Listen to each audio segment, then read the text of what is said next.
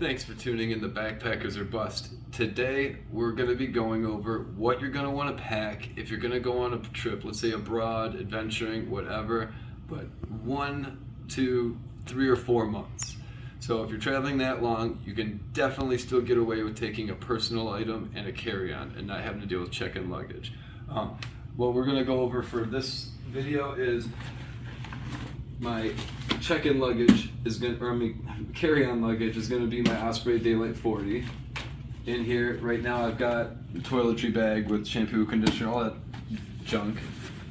Then the other bag I'm going to use is going to be the Osprey Porter 30. Now in here I've got a day pack, because if you're traveling for a long time you'll want a day pack for getting around or doing short trips. I just recently got this Osprey Daylite day pack, so I'm actually using it as a back piece support for this backpack here. The only downfall with the Porter backpack is it doesn't have any rear support or anything, so if you're backpacking with it for a couple hours, your back can get sweaty or you can get tired.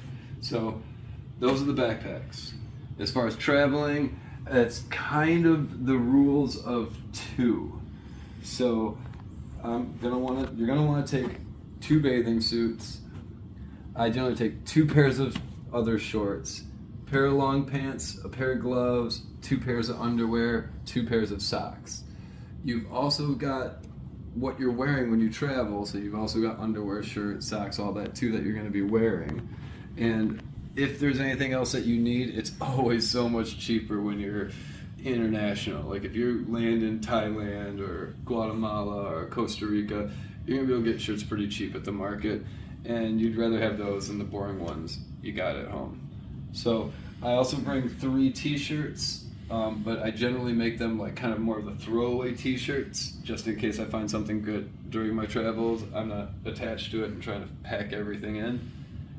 Also, if you can fit it, I do, is this a little travel pan like this, because if you're going from hotel to hotel and stuff like that, and you're traveling, if you bring a bunch of packs of like mashed potatoes or peanut butter, you can make a lot of snacks real easy. So for instance, if you're at a hotel, you've got the water cooker thing for making tea and whatnot. You can pour it in the pan, pour the mashed potatoes in, and you've got a quick meal.